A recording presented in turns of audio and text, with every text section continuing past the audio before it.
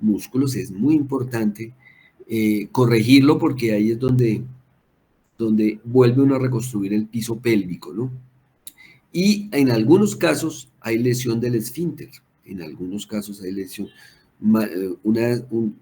unas fibras más o una lesión completa del esfínter anal. Eso es siempre, hay que corregirlo porque si no, la paciente puede quedar con incontinencia fecal, inclusive con incontinencia de gases, ¿no?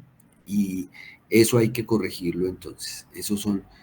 Cuando hay una falla de este tercer nivel, pues tenemos básicamente lo que son los prolapsos del recto, lo que antiguamente llamábamos los rectoceles. Pasa a la siguiente. Y esa es la teoría del muelle seco. Básicamente, pues hace referencia a los elementos de sostén. El agua sería el influjo hormonal. El agua de ese muelle sería el influjo hormonal, que está dado, pues básicamente por los estrógenos que producen un sostén dado por el influjo hormonal sobre todo el piso pélvico. Cuando ese muelle seco falla, cuando ya no está ese influjo hormonal, pues fallan los ligamentos y se presentan los prolapsos. Siguiente.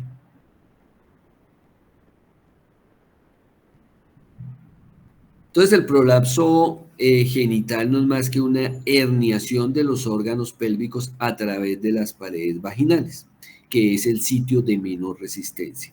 Se comporta como una hernia. En términos prácticos es una hernia. Y se corrige, pues como se corrigen las hernias. Deja la anterior, por favor, deja la anterior.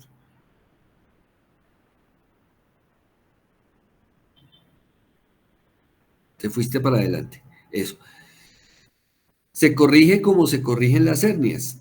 De hecho, en alguna época, inclusive hasta mallas llegamos a ponerles. Hasta mallas, bajo esa teoría les llegamos a poner mallas. Es que las mallas presentaron pues complicaciones. Una cosa es poner una malla en el abdomen y otra muy diferente es colocarla en la vagina, donde va a haber mucosas. Las mallas se exponían, se infectaban, creaban bastantes problemas para estas pacientes, entonces las mallas dejaron de usarse. Pero en algún momento, para que ustedes sepan, usamos mallas en la corrección de esta patología. 50% de las pacientes pues son multíparas, ya lo hemos dicho, el número de partos juega un papel importante ahí, y las pacientes pues porque consultan, básicamente por síntomas pélvicos, urinarios, intestinales y en algunos casos síntomas sexuales, dificultades en sus relaciones sexuales. La siguiente. Entonces, hablamos clásicamente de un compartimiento anterior de la vagina, ya dijimos qué ligamentos y qué músculos están comprometidos ahí, y es lo que antiguamente llamábamos el cistocele o uretrocistocele, y es un prolapso del compartimiento anterior. Es lógico decir que cuando hay un compromiso de este compartimiento anterior de la vagina es cuando se presenta sobre todo la incontinencia urinaria. La pared posterior de la vagina, compartimiento posterior, es lo que antiguamente llamábamos el rectocele o el enterocele. Ya vamos a ver cómo lo clasificamos ahora en el sistema POPQ. Y cuando hay prolapso del útero de la cúpula vaginal, hablábamos antiguamente del histerocele o prolapso de cúpula, y es el prolapso apical. Siguiente.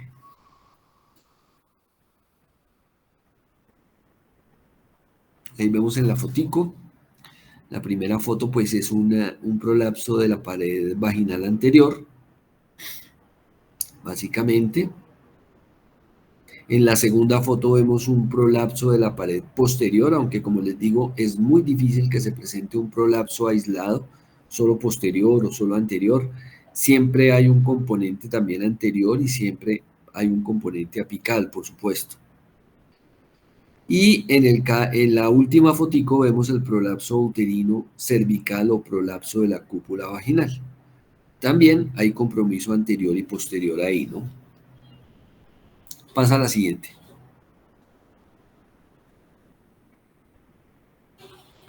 Ahí vemos en la primera foto la pared vaginal anterior. Ese es un prolapso anterior.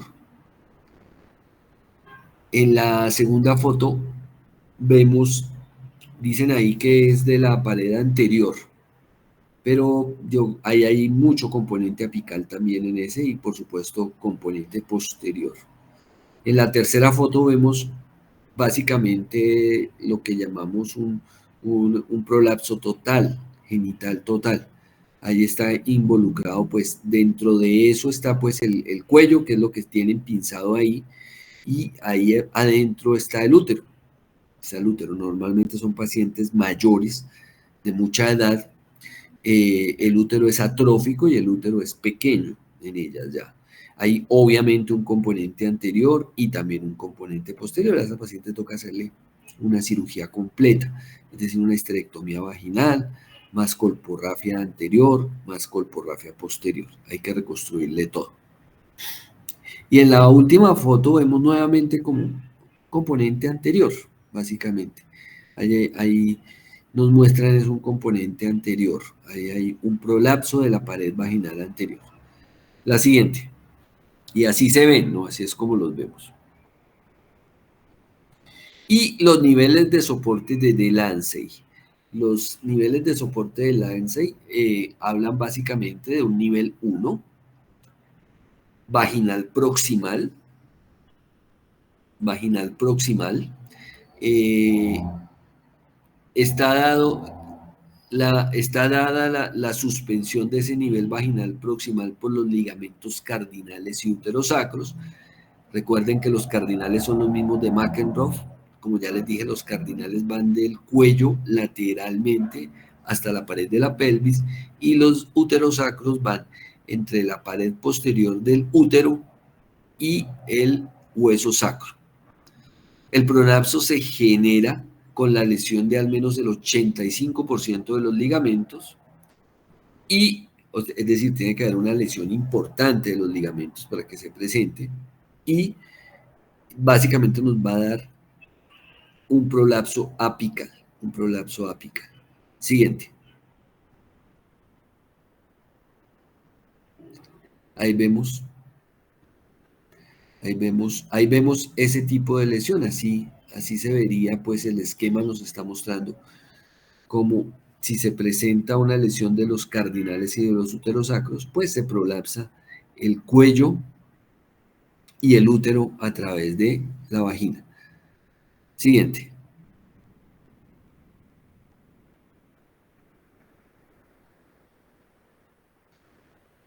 Entonces, ahí en amarillito, ese que está en amarillo es el ligamento cardinal, es el ligamento cardinal o de McEnroe, ¿sí?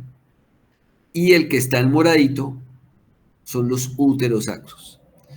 Entonces, son tal vez los que le dan más soporte al útero, al útero. Son los más importantes. Y tienen, cuando se presenta falla en ellos, pues tenemos el prolapso apical. Abajo nos están mostrando los músculos, que también le dan soporte, obviamente, al útero. Pero los más importantes para que se presente un prolapso apical son lesiones del ligamento cardinal o de McEnroe y del ligamento uterosacro. La siguiente.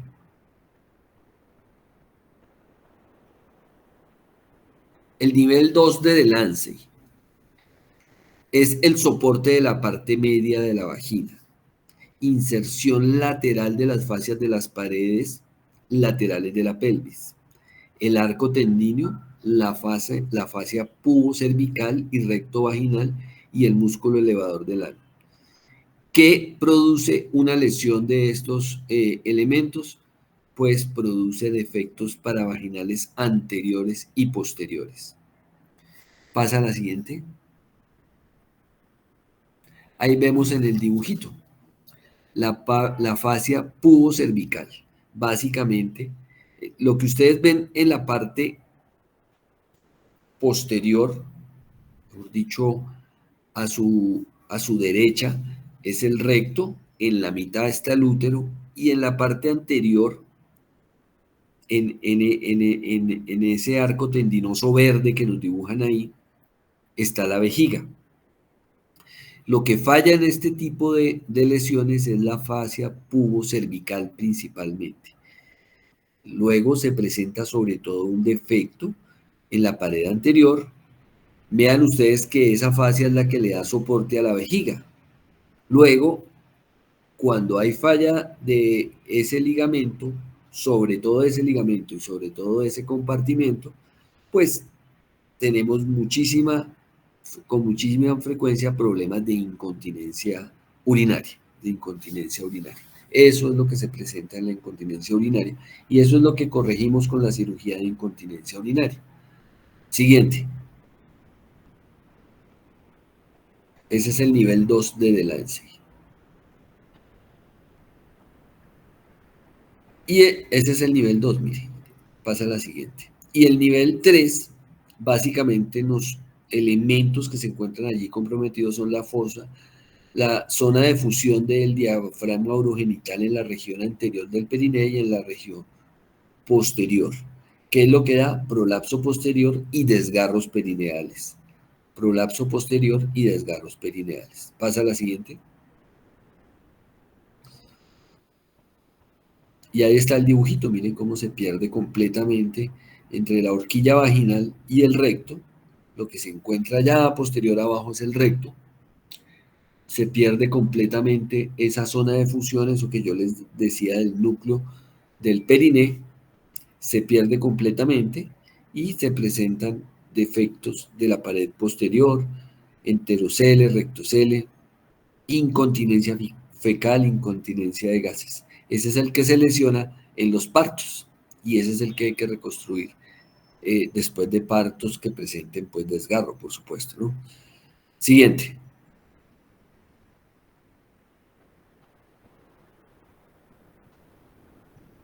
Ahí está, otro esquema del nivel 3 de Delancey. Siguiente. La fisiopatología, pues, devuelve el anterior momentico. La fisiopatología, pues, es el punto de inicio de una lesión del músculo elevador del ano.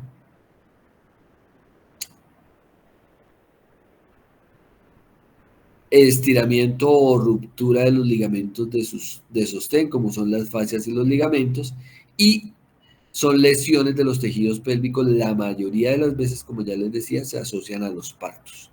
El ligamento, el compartimento posterior. Siguiente. ¿Cómo hacemos el diagnóstico?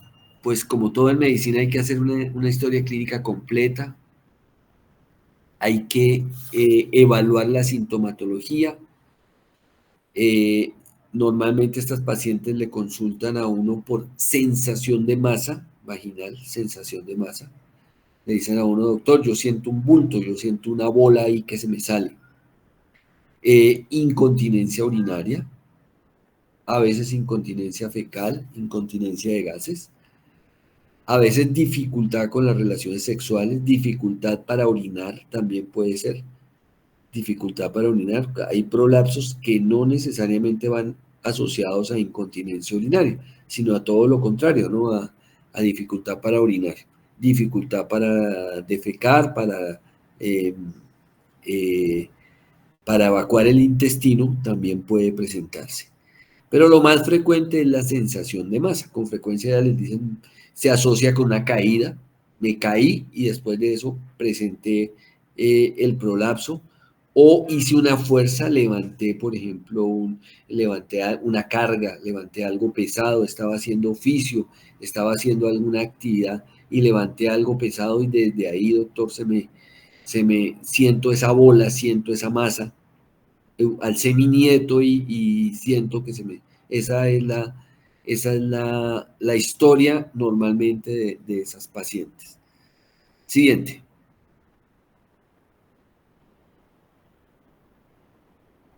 Y estas son las clasificaciones que hemos usado a través del tiempo.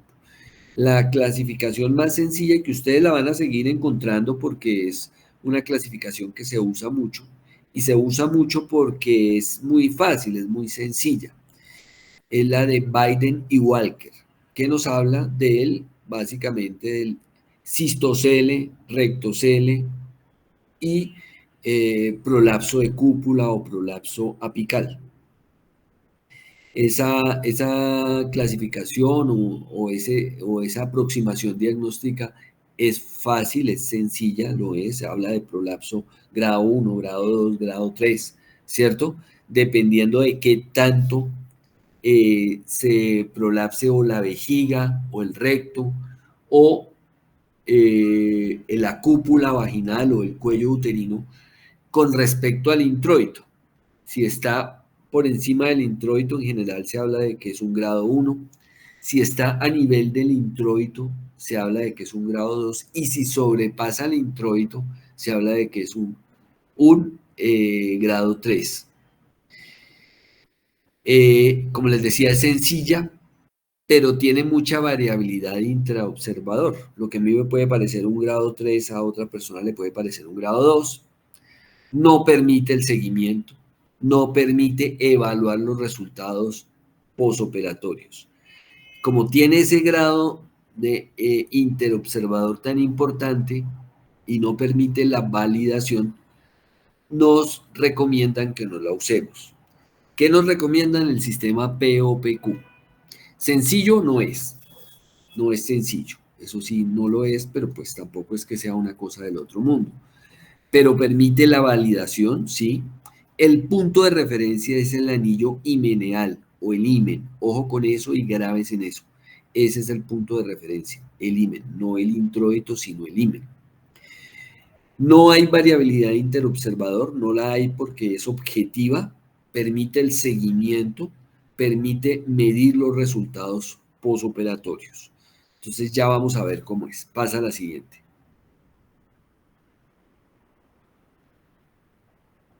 Ahí está. Estos son como los elementos que usaríamos para hacer la validación. Entonces un espéculo al cual le quitamos pues la valva posterior, es decir, la valva de SIM, y un aplicador o un elemento que esté marcado, puede ser un histerómetro, pero normalmente usamos un aplicador así como lo muestra en la foto, que está marcado cada centímetro, cada centímetro. Siguiente.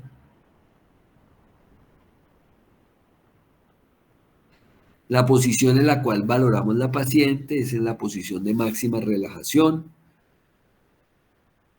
siempre correlacionar con la sintomatología. Muchas veces hay pacientes que le parece a uno o efectivamente tienen un prolapso grande,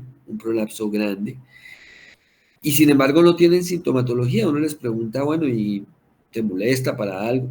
Para nada, doctor, para nada, no me molesta. ¿Hace sus actividades diarias? Sí, doctor, yo hago mis actividades diarias, no tengo problema. No le refieren a uno ninguna sintomatología. Entonces aquí es importante que nosotros no operamos eh, y no tratamos pacientes sin sintomatología. No tratamos el prolapso a no ser de que la paciente manifieste sintomatología. Por el contrario, puede haber una paciente con un prolapso relativamente pequeño, pero si eso le altera la calidad de vida, si eso le genera incomodidad, le genera incomodidad para sus actividades diarias. Doctor, yo todo el tiempo siento que eso se me está saliendo, me roza con la ropa, me ha dificultado mis relaciones sexuales, en fin, esa paciente requiere tratamiento. Que sea quirúrgico o no sea quirúrgico, pues es lo que hay que mirar, pero requiere tratamiento y requiere que la intervengamos. Siempre hay que visualizar con maniobras de Valsalva. Siempre hay que pedirle a la paciente que haga maniobras de Valsalva, es decir, que tosa, que puje, que aumente la presión intraabdominal para valorar el grado de prolapso. Y siempre hay que examinarlas tanto en posición de litotomía, es decir, acostada en decúbito dorsal, como posteriormente de pie. Como posteriormente de pie, tanto la incontinencia como los prolapsos se valoran sobre todo de pie porque la paciente es cuando presenta el mayor grado de sintomatología. Siguiente.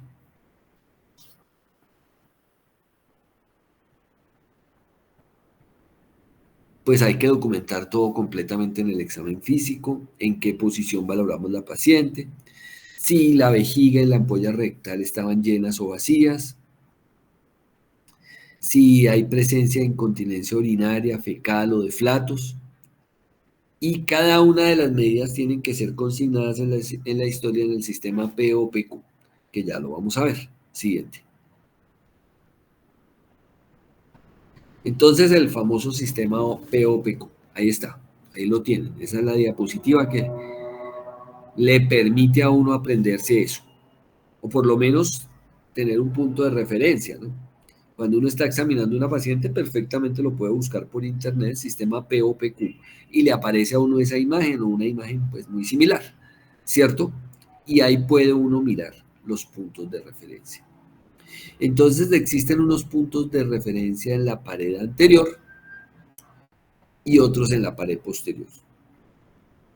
Entonces, en la pared anterior tal vez tenemos el punto de referencia más importante, que es el A mayúscula, A minúscula. Ustedes lo ven ahí, donde se encuentra ubicado en la pared anterior, justo donde está el cuello vesical.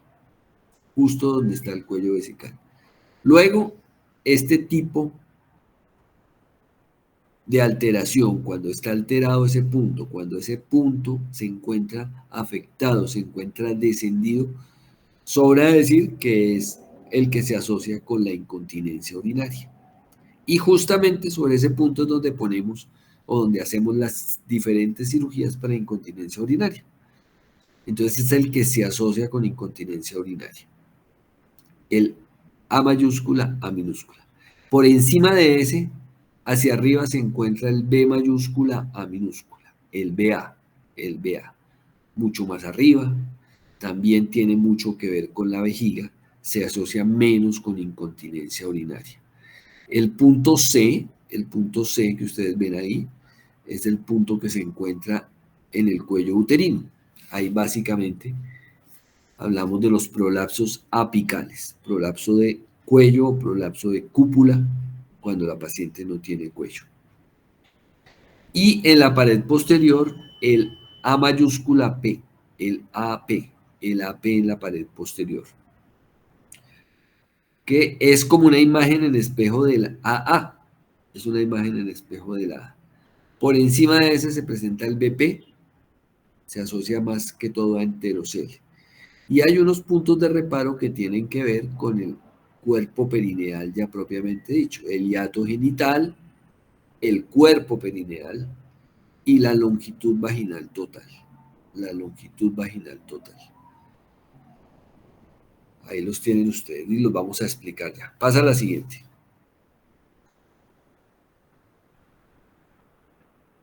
Entonces, hay unos principios básicos para aprenderse esto o para entender esto, que son los siguientes. Cada una de las medidas se toma a lo largo de la pared vaginal. Algunas medidas se toman desde la distancia del plano himeneal, es decir, todas tienen relaciones con el himen. Con el himen. El punto de referencia, el punto de reparo es el himen. ¿Sí? Las medidas anteriores y posteriores son independientes, es decir, vamos a describir la AA aparte de la BP, por ejemplo, ¿cierto? ¿Sí? Medidas anteriores y posteriores son independientes. Todas las medidas son expresadas en centímetros. Entonces hablamos de menos 3 si se encuentra 3 centímetros por encima del himen o más 3 si se encuentra 3 centímetros por debajo o por fuera del himen. Y pues obviamente más 2 y más 1 y 0 si se encuentra a nivel del himen, ¿no? ¿Cierto? El signo menos representa medidas superiores al plano himeneal, y el signo más representa medidas inferiores o por debajo del plano himeneal. Esos son como los principios básicos de este sistema. Siguiente.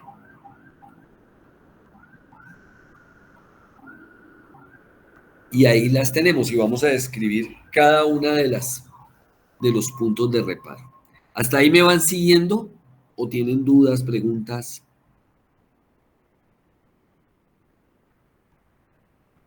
¿Sí? ¿Me han seguido? Sí, señor. Sí, señor. Listo, entonces, a ver, toda su atención porque aquí comienza la parte en la que a veces nos confundimos. Entonces vamos a describir cada uno de los puntos de referencia o de las medidas. Entonces en la pared anterior tenemos el AA, que ya vimos en la fotico, que es el que se relaciona con la incontinencia urinaria. Es anterior, es anterior. En la línea media, en la pared anterior de la vagina, 3 centímetros desde el himen. Va desde -3 a +3 y se relaciona con incontinencia urinaria. Les pregunto yo, una paciente que no tenga prolapso, ¿dónde debe tener ese punto? Que no tenga prolapso, una paciente sana que no tiene prolapso, ¿dónde debe estar ese punto? ¿En -3 o en +3?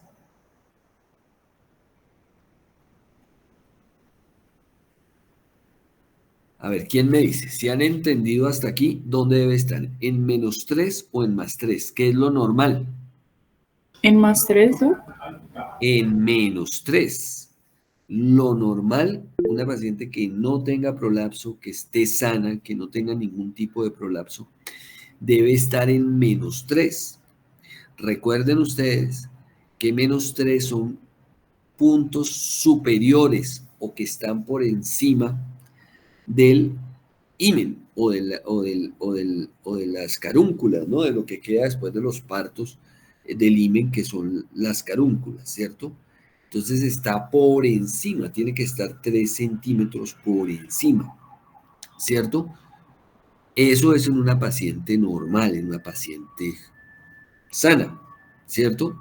Por el contrario, una paciente que esté +3, quiere decir que +3 es que está 3 centímetros por fuera, por debajo, hacia afuera del himen. Entonces imagínense ustedes que alguien es decir, que si encontramos ese punto y mucosa vaginal, y sobre todo ese punto, por fuera del himen, pues está completamente prolapsado, ¿cierto? Esas foticos que vimos al comienzo son de un AA en +3, en +3, ¿sí? ¿Queda claro? Sí, Bueno, señor. listo. Pasa a la siguiente. El punto BA. El punto BA hace referencia a la parte más distal del resto de la pared vaginal anterior. Desde el fornis anterior hasta el punto AA. Va desde -3, desde -3 hasta la longitud vaginal total. Quiere decir que -3 es que no presenta prolapso. -3 es lo normal, es una paciente sana, ¿cierto? Ese punto tiene que estar por allá arriba, normalmente tiene que estar por allá arriba, casi llegando al cuello. Pero si ese punto está por debajo está digamos en +1 o está en -2 o está en 0 a nivel del himen, pues hay un prolapso importante, ¿no?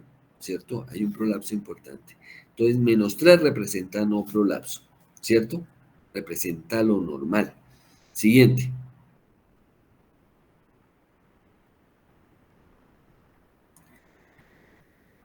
Estas son las medidas apicales. C hace referencia al labio anterior del cervix y en caso de histerectomía es el punto más proximal de la cúpula vaginal. Va desde menos la longitud vaginal total hasta más la longitud vaginal total. ¿Qué es lo normal? ¿Qué es lo normal? Una paciente sana, sin prolapso, debe estar en menos la longitud vaginal total. Porque acuérdense que todas las medidas negativas hacen referencia a un plano superior, a un plano por encima del himen.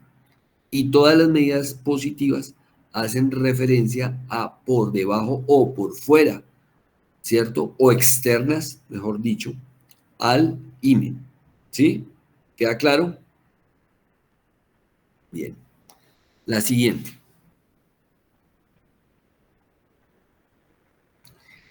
El D representa el fondo de saco de Douglas. Pues sabemos que es el fondo de saco de Douglas, que es ese repliegue que hay detrás del cuello en el fornix posterior de la vagina, ¿cierto? Solo se mide obviamente en mujeres con cervix, ¿no? Una paciente que no tenga cervix, que ya le hayamos hecho histerectomía, que le hayamos retirado el útero, que le hayamos retirado el cuello, pues no va a tener este punto porque no se forma ese fondo de saco, lo que tiene es la cúpula vaginal de ahí, ¿no? ¿Cierto? Y es importante desde el punto de vista anatómico porque representa la inserción de los úteros sacros, ¿cierto? Siguiente.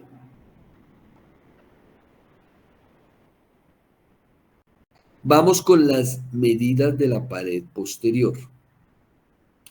En la línea media, en la pared posterior de la vagina, 3 centímetros desde el himen, el AP.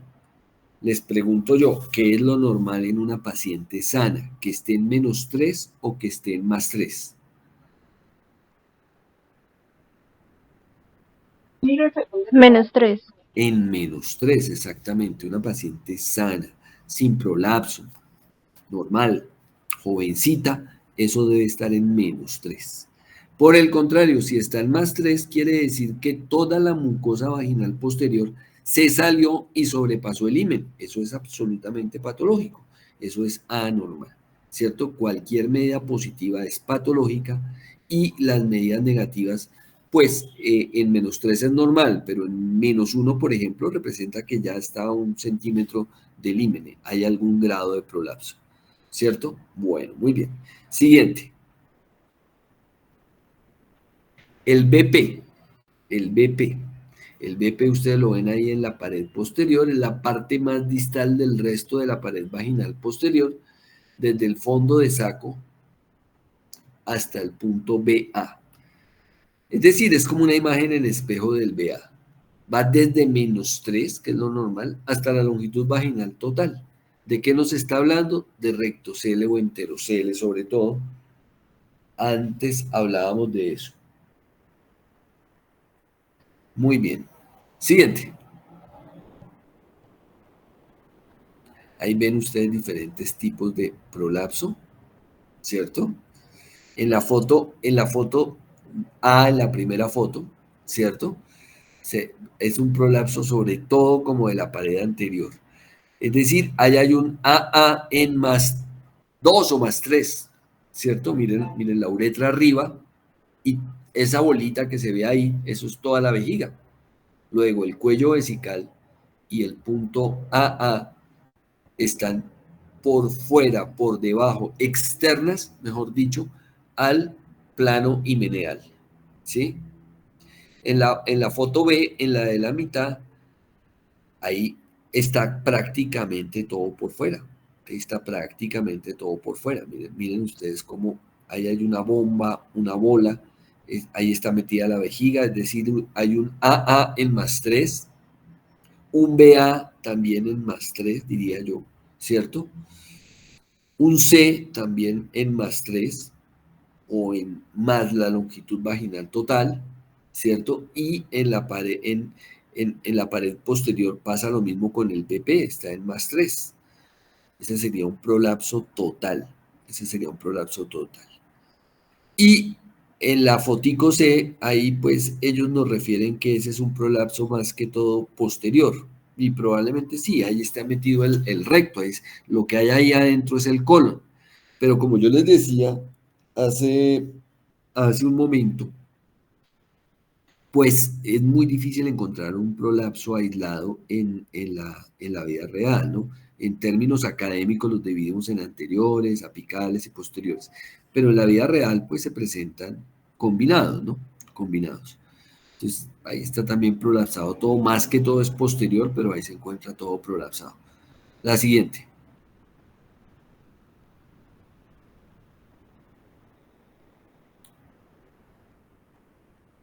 Y hay otras medidas que son las que vimos en la primera diapositiva, que es, por ejemplo, el hiato genital, que es entre la uretra y la horquilla. Entre la uretra y la horquilla, es decir, la parte posterior de la vagina, es el hiato genital.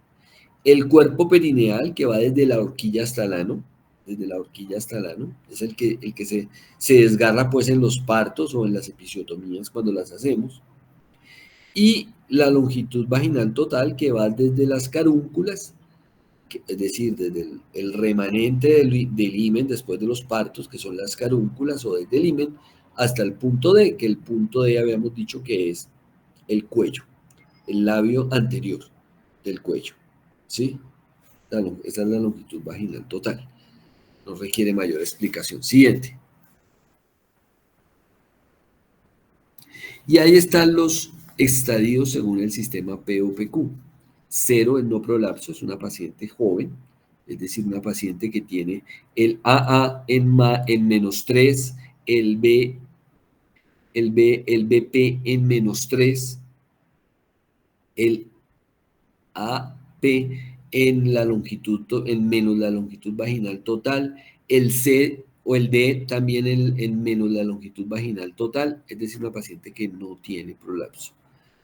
El estadio 1 es cuando el punto más distal, por ejemplo, el BA se encuentra en -1, es decir, 1 centímetro por arriba del himen es -1, ¿cierto? El grado 2 es cuando el punto más distal está entre 1 centímetro y proximal al himen, por ejemplo. Si está a nivel del himen, ese sería un estadio 2. El estadio 2 es cuando el punto más distal del prolapso está 1 centímetro por debajo o por fuera del himen, pero no más de 2 centímetros. Y el 4 es el prolapso completo. El punto más distal protruye al menos más de 2 centímetros o la longitud vaginal total. Siguiente. Ahí tenemos los diferentes grados de prolapso entonces, ¿sí? Ahí los ven ustedes. Esa liniecita blanca, pues es el punto de referencia que dijimos es el himen, ¿no? La liniecita blanca. Siguiente. Bueno, entonces vamos a hacer unos ejercicios. Dale clic para que empiece a representarlo. Ahí está. Entonces, en este caso, dale clic nuevamente. Ahí está. El AA se encuentra en -3. ¿Eso es normal o anormal? Normal. Normal, muy bien, normal. Eso es normal, muy bien. O sea, ella en esa parte del compartimento anterior no tiene prolapso, ¿cierto? Dale clic, por favor.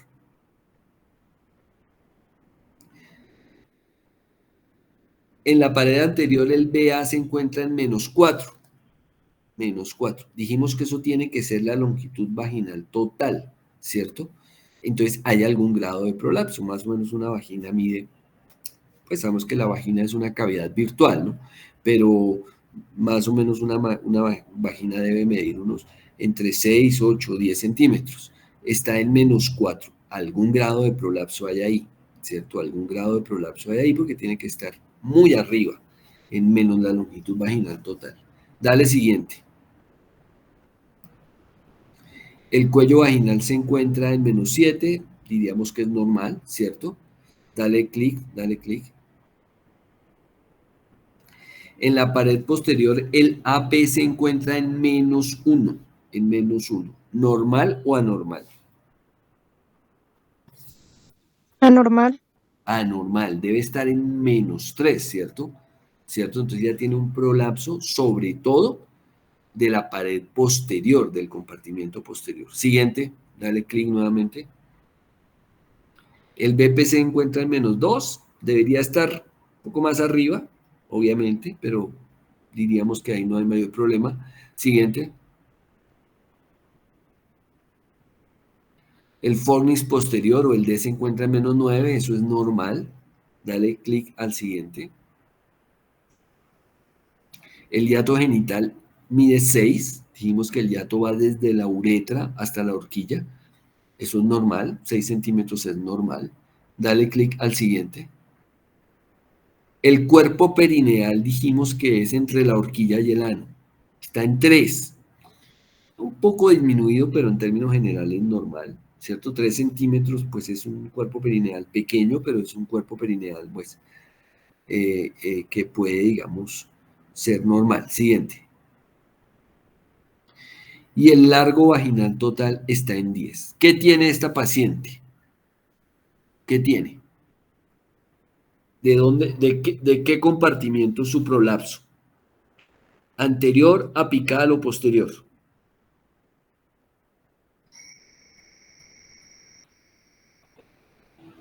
¿Qué me dicen ustedes?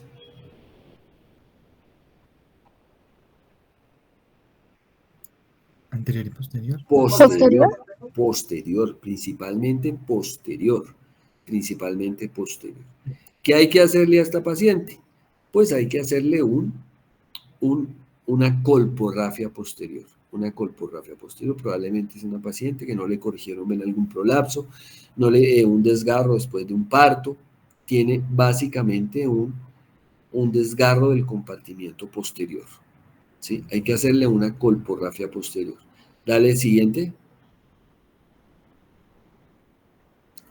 Prolapso anterior grado 1, hemos dicho que el BA estaba un poquito caído, y posterior grado 2, sobre todo tiene un desgarro o una lesión del compartimiento posterior. Siguiente. Bueno, miren ya el dibujito, miren ya el dibujito. Entonces díganme ustedes qué está afectado ahí, el compartimiento anterior, el apical o el posterior. ¿Qué ven afectado ustedes ahí?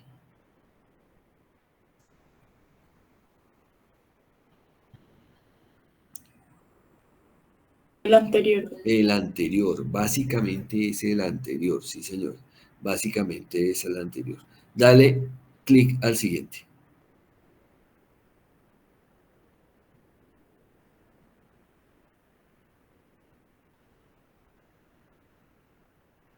Dale clic para que nos muestre ahí el AA en cuanto lo ponen ahí en el ejercicio.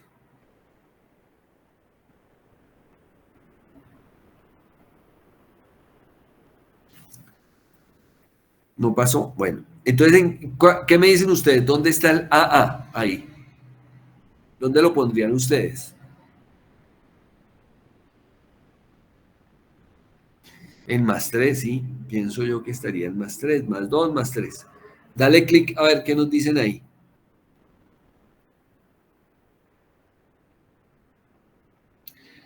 No se pudo, bueno. El BA, ¿dónde lo ven ustedes? Imaginémonos el imen ahí. ¿Dónde está el BA? Que dijimos que el BA es del compartimiento anterior, ¿cierto?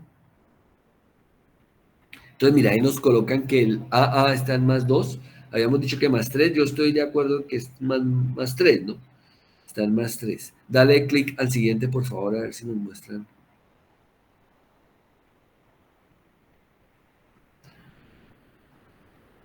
El BA está en +3. Bueno, yo no estoy tan de acuerdo, ¿no? Estaría más salido el BA que el AA. Estoy más de acuerdo con lo que algunos de ustedes decían, que está en +3. Yo los invertiría. Es decir, el AA en +3 y el BA en +2. Los invertiría. De pronto quedó invertido ahí en el ejercicio. Siguiente. El C. ¿Dónde ven el C? El C está bien, está en -6. Una vagina puede medir les decía, mide entre 6 hasta 10 centímetros, ¿no? Entonces, ese está normal. El C está normal. Siguiente. En la pared posterior nos dicen que el AP está en 0. Es decir, está a nivel del himen. Eso es anormal, ¿cierto? ¿En dónde debe estar?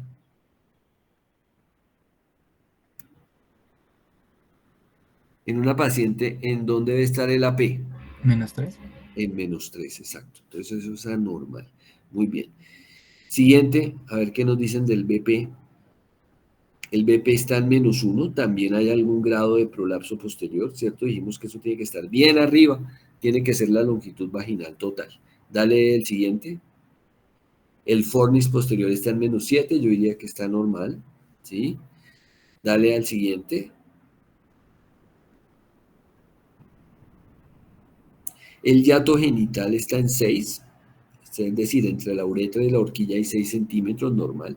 El cuerpo perineal está en 2, es un cuerpo perineal pequeñito, pequeñito, ¿cierto? 2 centímetros es poquito imagínense ustedes, 2 centímetros entre la vagina y el ano es poquito. Entonces ese cuerpo perineal está un poquito disminuido y el largo vaginal total está en 10, que es lo que mide una vagina normalmente. Entonces, ¿qué tiene esta paciente? ¿Qué tiene? ¿Quién me dice? Hay un prolapso anterior, sí señor. Hay un prolapso anterior importante, sí señora. ¿Y qué más? Y también un prolapso posterior. Y también un prolapso posterior. Probablemente esta paciente, ¿qué tiene? Aparte de sus prolapsos. Probablemente ella tiene incontinencia urinaria, ¿cierto? Porque dijimos que el AA se asocia muchísimo con incontinencia urinaria y está el +2. Esta paciente habrá que hacerle una colporrafia anterior, una colporrafia posterior y probablemente, si tiene incontinencia urinaria, habrá que ponerle una cinta TOT, para corrección de incontinencia urinaria. Ahorita les muestro las diferentes cintas que hay. Y ahorita les voy a mostrar eso. Entonces probablemente hay que ponerle una cinta para corrección de incontinencia urinaria. Siguiente.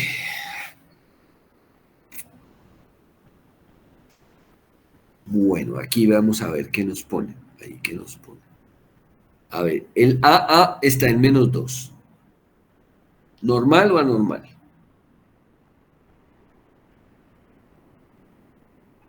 Anormal. Un poquito, debería estar en -3, ¿cierto? ¿Sí? Siguiente, dale la siguiente.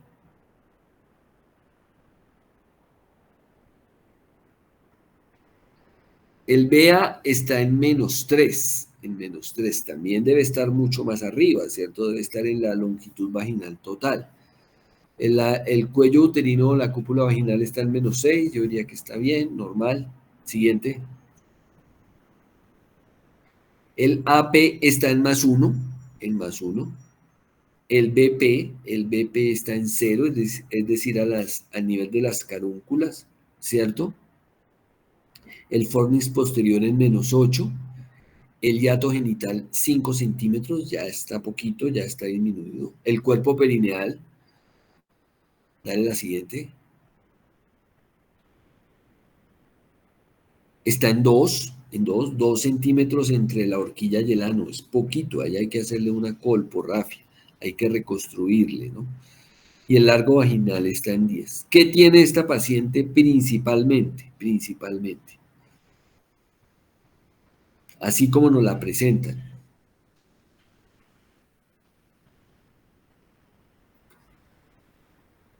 Un prolapso posterior, sí señor. Démosle clic a ver qué nos dicen ahí. Un prolapso posterior.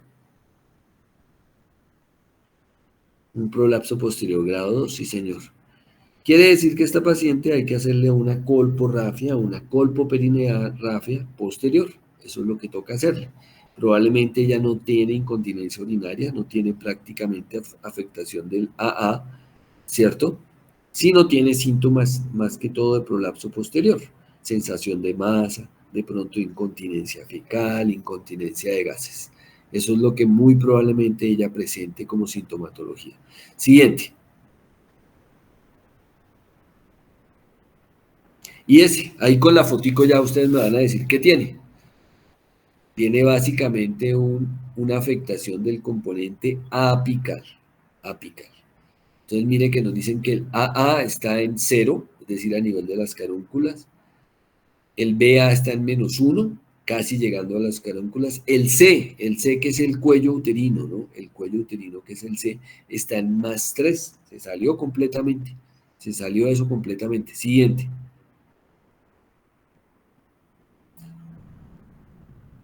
El AP está en 0, a nivel de las carúnculas. El BP en -2 y el fornix posterior en -2, debería estar mucho más arriba. Siguiente. El cuerpo perineal 1 centímetro, poquitico entre la horquilla y el ano 1 centímetro. Hay que corregirle eso, prácticamente está unido a la vagina con el ano, perdón. Entonces, ¿quién me dice que toca hacerle a esa paciente? ¿Qué le harían ustedes? ¿Qué cirugía? Miren el dibujito. ¿Qué le harían?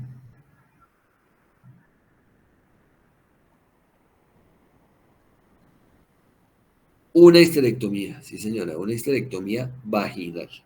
Vaginal. Miren, ya la naturaleza hizo la mitad de la cirugía. Ya está todo por fuera. ¿Sí? Ya está todo por fuera. Entonces hay que hacerle una histerectomía, pero vaginal. Vaginal. Vaginal porque tiene prolapso. Vaginal con colporrafia anterior y colporrafia posterior. Algunas veces hacemos en estas pacientes una cirugía que se llama la colpocleisis. La colpocleisis, que consiste en cerrar completamente la vagina. Ya no sacamos el útero, sino que subimos un poquito el útero y cerramos completamente la vagina y dejamos únicamente el orificio pues para la uretra. También es una posibilidad. Sobre todo lo hacemos en pacientes muy mayores, pues obviamente ya sin vida sexual, ¿cierto?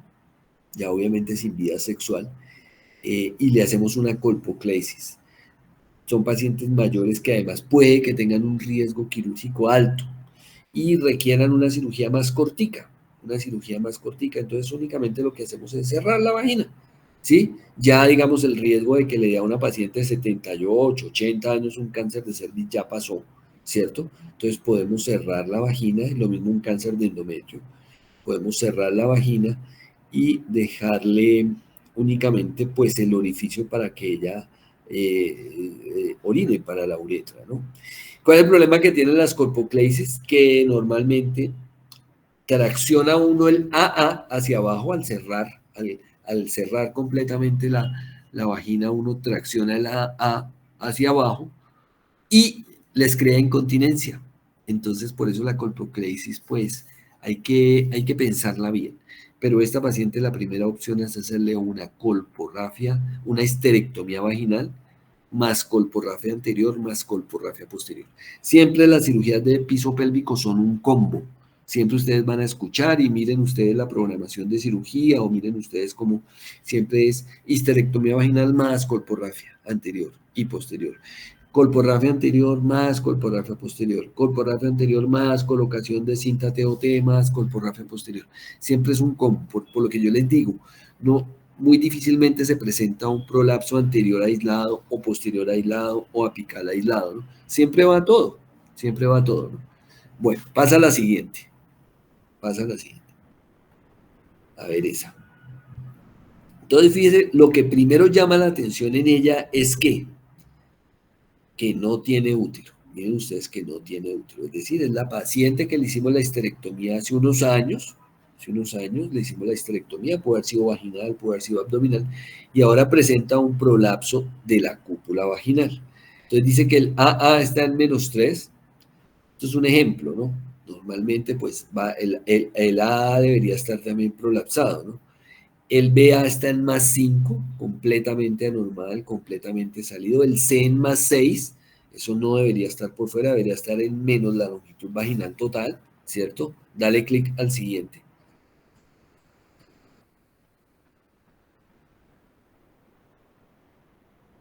El AP está en -3, diríamos que está normal, ¿no? Es difícil que eso en la vida real se presente, ¿no? Debería estar también afectado. El BP en +6, el D no existe porque a esa paciente ya le hicimos histerectomía, dijimos que el D es el cuello, ¿no?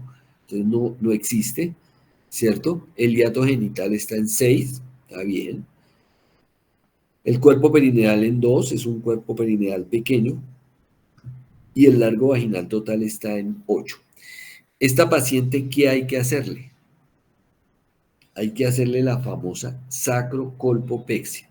Sacrocolpopexia. Es decir, volver a colocar la cúpula vaginal y pegarla al sacro. Toca pegarla al sacro, porque no hay otro sitio a donde pegarla, ¿no? Entonces se puede hacer por vía abdominal, por vía vaginal o por vía laparoscópica.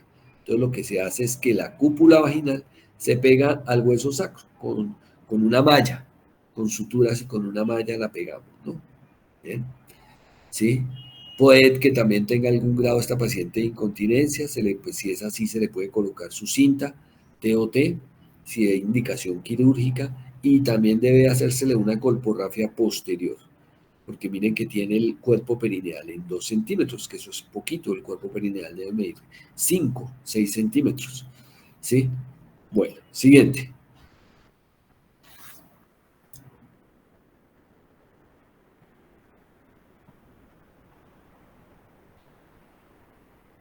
Bueno, y eso que ustedes ven ahí es un pesario. Entonces, hay pacientes que no tienen indicación quirúrgica. ¿Por qué no tienen indicación quirúrgica? Normalmente son pacientes muy mayores, cuyo riesgo quirúrgico es muy alto, ¿sí? Paciente, ¿qué les digo yo? Un ejemplo, hipertensa, con falla renal, con una insuficiencia cardíaca severa, con una válvula cardíaca que además requiere anticoagulación plena todo el tiempo. Y fuera de eso, la señora tiene 90 años. Entonces, esas pacientes no son candidatas para cirugía, porque tienen un riesgo quirúrgico alto. Entenderán ustedes que una cirugía de estas es una cirugía grande, es una cirugía de 3, 4 horas, que sangra. Entonces, pues el riesgo quirúrgico para esas pacientes es muy alto. Entonces, existen unos dispositivos mecánicos que se conocen como los pesarios. Hay unos que son así, anillos como este, hay otros que son como una dona, y lo que hacen son dispositivos de caucho, plásticos, y lo que hacen es que hacen una succión negativa y mantienen los órganos pélvicos allá arriba, ¿sí? Como es lógico, pues no es una solución definitiva. Hay que retirarlos y lavarlos con frecuencia, básicamente a diario. Entonces tienen esa incomodidad, pero funcionan muy bien, los pesarios funcionan muy bien, y sobre todo para ese tipo de pacientes, ¿sí? Tienen otro inconveniente, que es que hay que enseñarle a colocárselos a la paciente o al cuidador de la paciente. Muchas veces es una hija, es alguien, la enfermera que las cuida. Hay que enseñarles a que lo coloquen y lo quiten. No es una cosa pues muy difícil tampoco, pero pues obviamente hay que educar a la paciente o al cuidador sobre el uso del pesario. Hay que lavarlo y volverlo a colocar todos los días. Obviamente, si no se cambia con frecuencia, pues se van a presentar infecciones, ¿no? Y como les digo, es una solución para esas pacientes ya muy mayores, cuya expectativa de vida no va más allá de 10 años y que además tienen múltiples comorbilidades y que tienen un riesgo anestésico alto. Siguiente.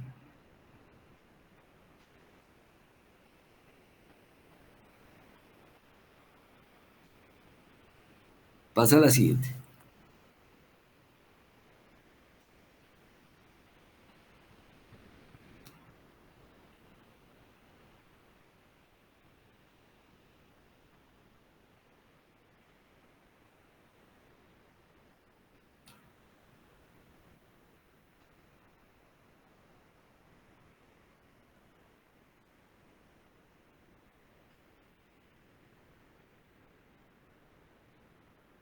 ¿No pudiste pasarla?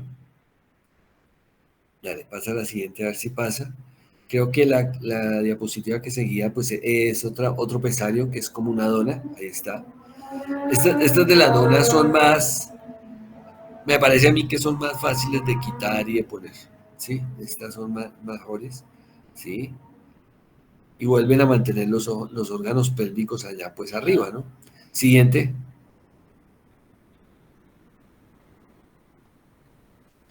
O pacientes también que no se quieran operar, ¿no? Eso puede pasar, ¿no? Les da mucho miedo, mucha jartera a la cirugía. Entonces, una opción es ponerles un pesario, ¿no? Siguiente. Pasa a la siguiente. Creo que las diapositivas que siguen, pues son básicamente las técnicas quirúrgicas. A ver si la puedes pasar.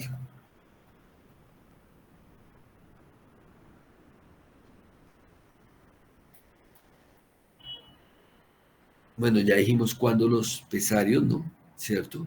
Sigue. Siguiente.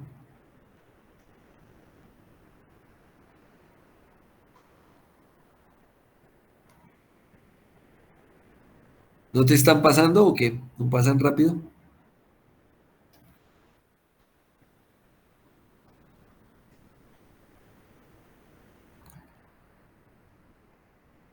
Ahí está. Esa básicamente son las técnicas quirúrgicas. No me voy a detener en eso, pues Si alguien las quiere mirar, fue una presentación que hicimos con uno de los residentes, pues como es lógico, a ellos sí les interesaba mucho la técnica quirúrgica, ¿no? Pero no me voy a tener con ustedes en eso. Siguiente, pasa a la siguiente.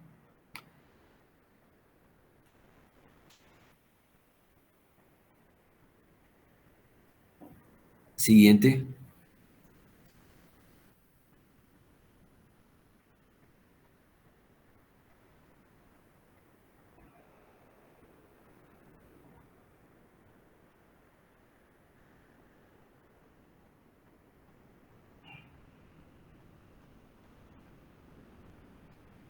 Trata de irlas pasando, a ver si pasa, porque ahí siguen como muchas diapositivas de la técnica quirúrgica. A ver si te pasan. Bueno, esta nos habla pues de que es muy frecuente, ¿no? Profe, qué pena contigo, es que lo que pasa es que mi internet se está cayendo porque no sé si hay un problema en el barrio o qué, pero te la devuelvo, ¿está bien o te devuelvo las diapositivas? No, está bien, pásala. Bueno, Parece el internet de la UAN. Bueno, pásala. Bien, esa habla pues de que lo frecuente que es, los abordajes, dale a ver si pasan. Y creo que las últimas diapositivas, trata de pasarlas ahí mientras tanto yo les voy hablando. Habla de la incontinencia urinaria, propiamente dicha. Entonces la incontinencia, digamos que eso tiene una historia larga, es algo que afecta mucho a las pacientes y que les afecta mucho su calidad de vida. Ustedes se imaginarán que una paciente, digamos, que esté perdiendo la orina, que eso le impide realizar sus actividades físicas, sus actividades normales. Muchas veces las mujeres son muy activas ahora, son mujeres que realizan muchas actividades y deporte, ejercicio, cuidan los nietos, en fin. Y eso hace que pierdan, digamos, años de vida saludable. Entonces, desde hace mucho tiempo, pues empezamos a tratar el tema de la incontinencia con cirugía. Existen muchas técnicas quirúrgicas y eso, digamos, tiene una larga historia. Hemos pasado desde las mallas, desde las suturas, la cirugía abierta, las mallas después que tocó, como les decía antes, tuvieron muchas complicaciones, como a comienzos de los años 2000 se usaron mucho las mallas y tuvieron muchas complicaciones, exposición, las prohibieron en ciertos países, casi que es un delito poner una malla, porque tuvieron muchísimos problemas. Aquí en Colombia también las pusimos menos, pero se usaron mucho las mallas. Ahí están viendo fotos pues de cómo se hace la cirugía, ¿no? De la técnica quirúrgica. Una histerectomía vaginal es lo que ven ahí, ¿sí? Fue ahí, deja esa ahí. Y finalmente, pues, se llegó a una cirugía menos invasiva que es la que estamos usando ahorita, que son las cintas. Es como algo intermedio entre la malla y las suturas que antes poníamos. Las cintas funcionan bien, tienen buena respuesta clínica de la paciente, siempre y cuando se escoja bien el caso, Pero yo les digo, cada vez vamos avanzando más hacia la cirugía menos invasiva. Y en este momento, y sobre todo, creo que el futuro de la incontinencia va a ser primero el manejo médico con terapia, con fisioterapia, inclusive con estimulación del piso pélvico, con fisioterapeutas que además están muy entrenadas en eso y que se han especializado en piso pélvico. Estimulación eléctrica, también para fortalecimiento de los músculos del perine. Y finalmente, aquellas pacientes que no respondan sí deben ser llevadas a cirugía, ser llevadas a cirugía. Entonces, como la historia de la incontinencia y cómo, pues eso no se ha terminado de inventar. Esta mañana yo hablaba con los residentes de eso y les decía, esto no se ha terminado de inventar. Si estamos volviendo a hacer la cirugía abierta que hacíamos hace 20 años, estamos volviéndola a hacer. Quiere decir que estamos recogiendo los pasos y quiere decir que nada realmente nos ha funcionado bien. Muy probablemente, como yo les digo, si esta clase tenemos que darla en 5 años, estaremos hablando de que primero las pacientes deben ir a fisioterapia, estimulación eléctrica, reeducación del piso pélvico, y solamente aquellas pacientes que no responden a ese tratamiento deben ser llevadas a cirugía, y que la cirugía va a ser la mínimamente invasiva, de pronto una cinta, inclusive se está hablando de colocación de sustancias abultantes periuretrales, de inyecciones, ya no cirugías, sino inyecciones de colágeno. También se ha usado grasa autóloga, grasa de la misma paciente, pero sobre todo ahora se habla de colágeno periuretral, que básicamente lo que busca es crear y generar una fibrosis a nivel del cuello vesical para elevarlo, subir ese punto AA, que veíamos en el POPQ, subirlo y llevarlo a una posición intraabdominal nuevamente, ¿no? Entonces, eso es. Entonces, ¿cómo se define la incontinencia? Pues básicamente es la pérdida involuntaria de orina, que puede ser demostrada de manera objetiva, y es uno de los síntomas más prevalentes en la población. Obviamente es una condición sobre todo de mujeres, no quiere decir que los hombres no tengan incontinencia, pero sobre todo pues tienen incontinencias asociadas a los hombres después, digamos, de cirugía de próstata y eso, pero en las mujeres es mucho más prevalente, ¿no? Bueno, siguiente, pasa a la siguiente. Si es menos de 4 semanas, consideramos que se puede tratar de una incontinencia transitoria, ¿cierto? Y deben descartarse, digamos, factores nuevos que la estén produciendo. Siguiente.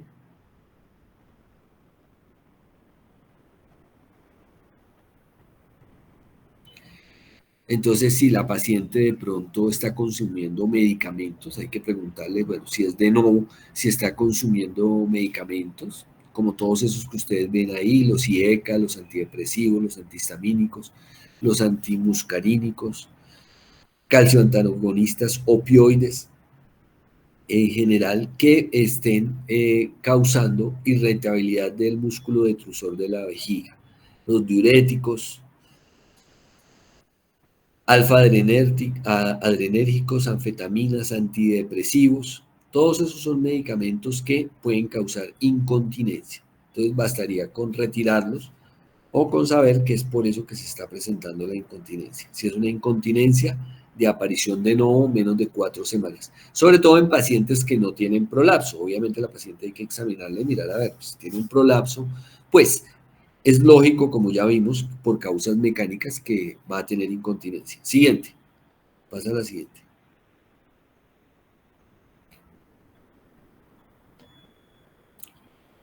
Otra causa de incontinencia, pues, es la infección del tracto urinario.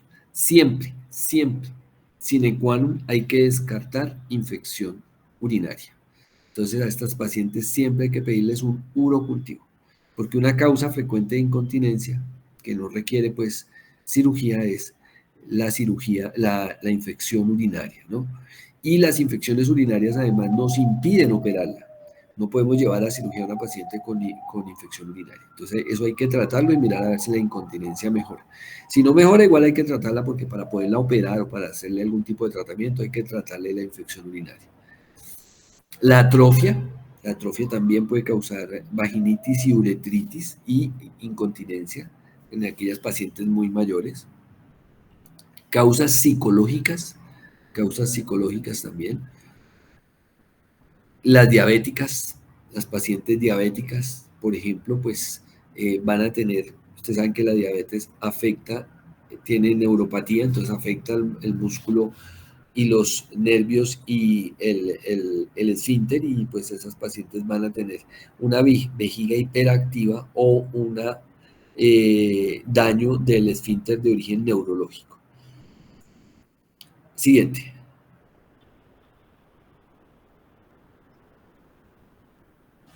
Y pues básicamente hay 2 tipos o 3 tipos de incontinencia. Una es la incontinencia de esfuerzo, que básicamente se define como la pérdida de orina que se produce por la realización de un esfuerzo físico: toser, estornudar, reír, cargar algo pesado. Básicamente lo que produce es un aumento de la presión intraabdominal que supera la presión del esfínter uretral. Es el tipo de incontinencia más frecuente, fundamentalmente en mujeres jóvenes o menores de 75 años. Esto se debe a que el esfínter, ese punto AA que vimos, por eso debe estar tan arriba. ¿Sí? El esfínter debe estar en una posición, digámoslo así, intraabdominal. La presión intraabdominal es menor que la presión atmosférica. Es 1 o 2 milímetros de mercurio inferior a la presión atmosférica. Entonces, cuando el esfínter o cuando ese punto AA se cae, se sale y queda, pues digamos, igualan las presiones con la presión atmosférica, y esa diferencia de presión es un mecanismo importante de continencia en la orina de la mujer. Entonces, esa es la razón por la cual en las pacientes con prolapso de ese punto tienen pues con mayor frecuencia incontinencia. Y debilidad obviamente del piso pélvico, falla del esfínter uretral, y básicamente las cirugías que hacemos buscan es eso, es retornar ese punto AA a una posición intraabdominal, a una posición otra vez arriba, subir ese punto. Eso es lo que hace la cirugía, ya lo vamos a ver. Siguiente.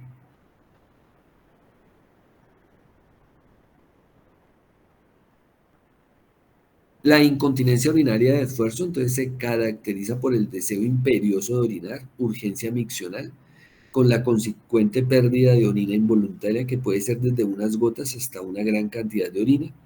Es más frecuente en pacientes mayores de 75 años. Clásicamente en este tipo de incontinencia existe una hiperactividad del músculo detrusor, provoca contracciones involuntarias y inadecuadas ante el llenado vesical. Puede ser secundaria a trastornos neurológicos, una lesión de la médula espinal, anomalías de la vejiga, tumores, prolapso de órganos pélvicos o idiopático. Si tenemos una incontinencia urinaria de urgencia pura, que también es rara que se encuentre, normalmente viene asociada con algún grado de prolapso, pero si tuviéramos una incontinencia urinaria pura, en general no es quirúrgica, y es lógico porque una cirugía pues no va a corregir una hiperactividad del detrusor. El detrusor se contrae. ¿Qué es la hiperactividad del detrusor? Básicamente que se contrae ante ningún estímulo o ante pequeños estímulos, como por ejemplo toser, ¿sí? Entonces, pues no se va a corregir con la cirugía. Pero como les digo, esto es más complejo que solamente clasificarla así y muchas veces viene asociada con algún grado de prolapso. Entonces, en ese caso sería quirúrgica, pero advirtiéndole a la paciente que la mejoría no va a ser completa. ¿Cierto? Que la mejoría no va a ser completa.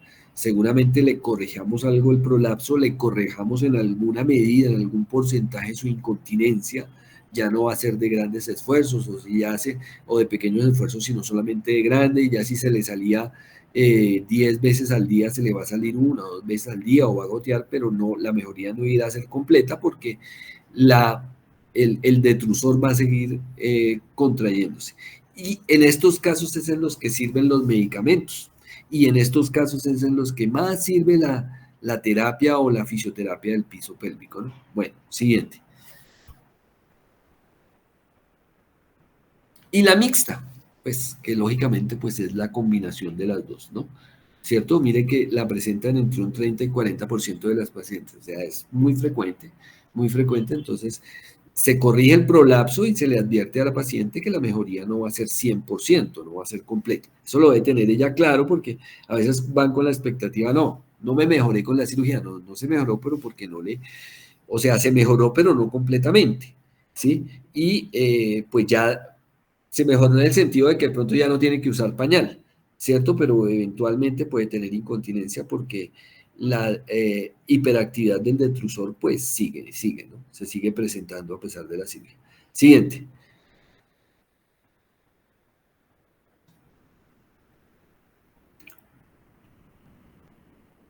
Bueno, así se debe hacer la anamnesis, ¿cierto? Se le pregunta sobre los antecedentes familiares, personales, como todo, una historia clínica completa, factores de riesgo. Por ejemplo, algunos son modificables, ¿no? Como la ingesta de bebidas estimulantes, café, té, eso hay que retirarlo, fármacos que produzcan incontinencia, ¿cierto? El sobrepeso, si se controla el sobrepeso se mejoran, ¿no? ¿Cuándo se le escapa la orina? Al toser, al reír, al levantar peso, estornudar. ¿Alguna vez se le escapa la orina cuando nota sensación repentina de incontinencia y ganas de orinar? Eso es una incontinencia urinaria de esfuerzo. La pregunta clásica que uno les hace es, bueno, si el baño estuviera dañado o estuviera ocupado, ¿alcanzas a buscar otro baño? No, doctor, yo me mojo, yo no alcanzo. Tiene incontinencia urinaria de urgencia, ¿sí? Si tiene sensación de que no vacía la vejiga por completo, habla de una incontinencia por rebosamiento. A veces la incontinencia por rebosamiento es después de cirugía, ¿no? Después de que le hemos colocado la cinta, puede quedar con incontinencia por rebosamiento, sobre todo en los primeros meses, ¿no? Se le escapan gotas o se moja mucho, nos dice la gravedad, ¿no? Si utiliza algún sistema de protección, pañal, protector, cuántas veces cambia al día, nos habla de la gravedad de la incontinencia, ¿no? Siguiente.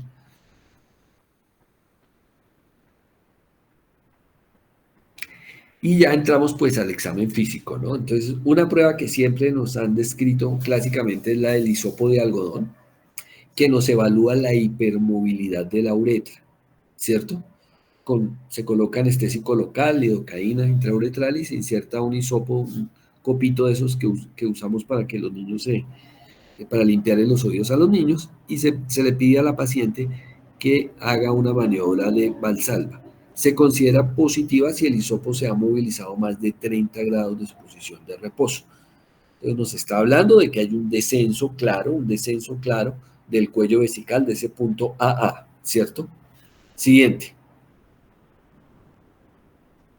O sea, esa paciente que tiene esa hipermovilidad de más del 30% del cuello vesical, de la uretra, es candidata obviamente para cirugía, ¿no? No es el único criterio, pero nos ayuda mucho. Siguiente. El test de la tos, que se le pide a la paciente obviamente que tosa. Se le debe pedir que tosa o que realice maniobras de Valsalva tanto en decúbito como de pie. Porque muchas veces decúbito, si las examina únicamente uno en decúbito, no ve que tenga incontinencia, ¿no? No ve que tenga incontinencia. Pero uno le pide que se pare y evidentemente sí tiene incontinencia. Entonces eso es importante también examinarlas de pie, ¿no? Pedirles que de pie tosan, hagan maniobras de Valsalva para saber, ¿no? Y la famosa urodinamia. La urodinamia no es más que pues colocarle una sonda y inyectar agua y ver en qué momento se presenta la incontinencia y con qué cantidad de agua y con qué presiones se presenta la incontinencia, ¿no? Ahí digamos, digamos para que ustedes entiendan una urodinamia, el criterio más importante es la ALPP, que corresponde a la presión intravesical a la cual ocurre el escape de orina. Sí, entonces la paciente se le inyecta agua y se le pide que vaya tosiendo y miramos en qué momento se escapa la orina, ¿no? ¿Sí? El ALPP pues muestra la habilidad del cuello vesical y del esfínter para resistir el aumento de presión abdominal, ¿cierto? Un valor por debajo de 60 se considera sugestivo de déficit intrínseco del esfínter, entre 60 y 90 es equívoco, moderadamente sugestivo de incontinencia, y más de 90 es considerado como incontinencia urinaria genuina de esfuerzo por pérdida de soporte uretral o es la paciente que debe ir a cirugía, una LPP de 90 o más, ¿sí?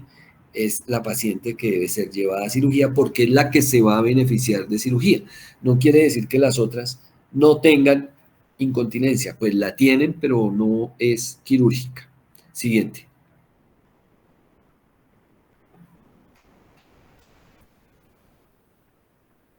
Los famosos ejercicios de Kegel pues son útiles, la evidencia ha mostrado que sirven, y en eso se basa todo lo que yo les hablo de la terapia, de la fisioterapia del piso pálvico. Básicamente consiste en fortalecer la musculatura pélvica para que el soporte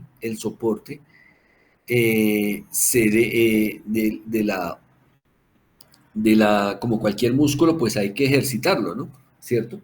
Para que el soporte del piso pélvico mejore y esa fascia endopélvica que veíamos verdecita, pues mejore su tonicidad, mantenga el cuello vesical arriba. Yo creo que esto cada vez pues, da buenos resultados, lo que pasa es que pues obviamente no da los resultados al otro día, ¿no? ¿Sí? Y yo creo que hacia el futuro, pues, paciente que no haya pasado por una buena reeducación del piso pélvico, por una buena fisioterapia de piso pélvico, un programa completo, no debe ser llevada a cirugía. No solamente porque muchas se van a mejorar con eso, sino porque los resultados de la cirugía van a ser mejores. Claro, obviamente si uno encuentra un piso pélvico fortalecido, unos mejores músculos, unos mejores ligamentos, pues va a ser también técnicamente más fácil y va a ser mejor la cirugía, ¿no?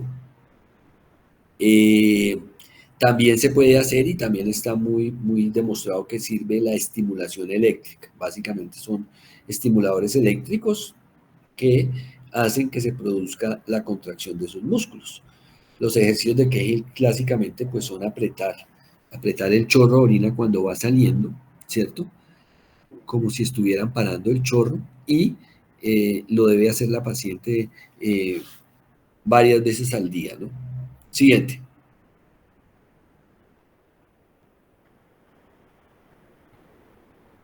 Ahí está una cinta TOT, es una cinta TOT, ¿sí? Que es la que usamos ahora para la incontinencia urinaria de esfuerzo. Existen también las cintas TBP o TBT, que se colocan,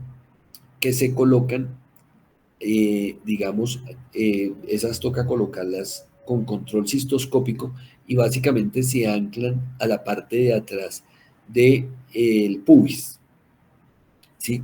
Pero la cinta TOT es libre de tensión y es una cinta que se coloca a manera de hamaca por debajo del cuello vesical y se saca por unos agujeros naturales que uno tiene en la pelvis que se llaman los agujeros obturatrices. Si ustedes se acuerdan, hay unos agujeros en la pelvis y uno de ellos es el agujero obturatriz.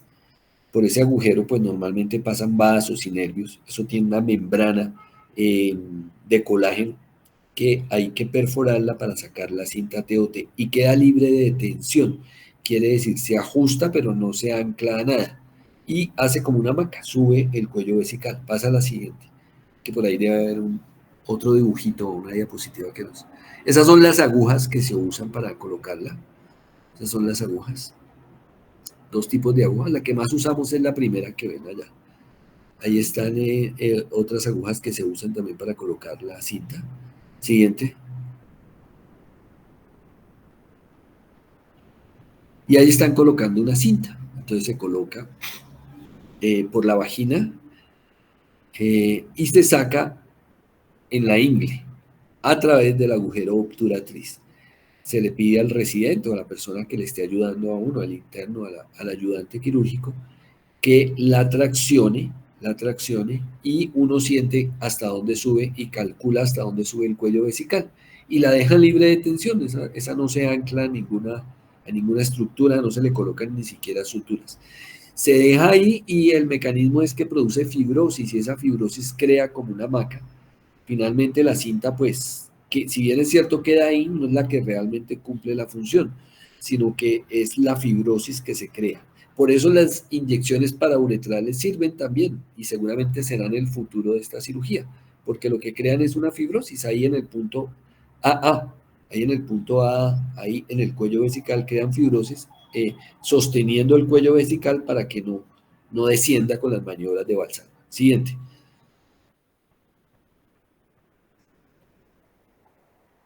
No se ve muy bien, pero ahí están sacando una cinta. Ahí están, mira, ahí están a nivel parauretral, la están colocando, están abriendo para colocarla y sacarla en la ingle a través del agujero obturatriz. Siguiente.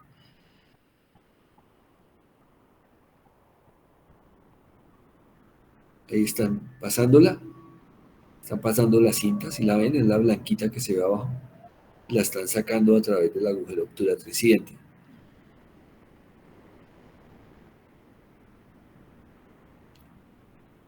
Están pasándola también, ahí la están sacando. Y ahí y así queda, mire, así queda, así queda. Esos son los agujeros obturatrices y así es como queda. Crea una maca, la tracciona uno, la jala a cada lado de tal manera que el cuello vesical suba y quede otra vez en una posición intraabdominal y pierde esa hipermotilidad que antes tenía con las maniobras de Valsalva. ¿Sí? Se quede arriba. Finalmente se crea una fibrosis que sostiene el cuello vesical ahí arriba, ¿no? Siguiente.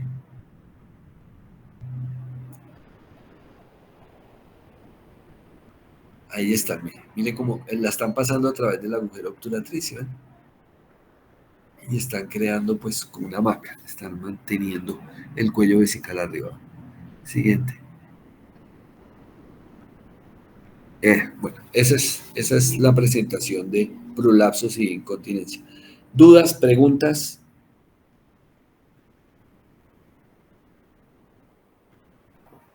¿Les quedó todo claro? Sí, señor doctor. Bueno, ¿quieren descansar o de una seguimos con el cáncer de mama?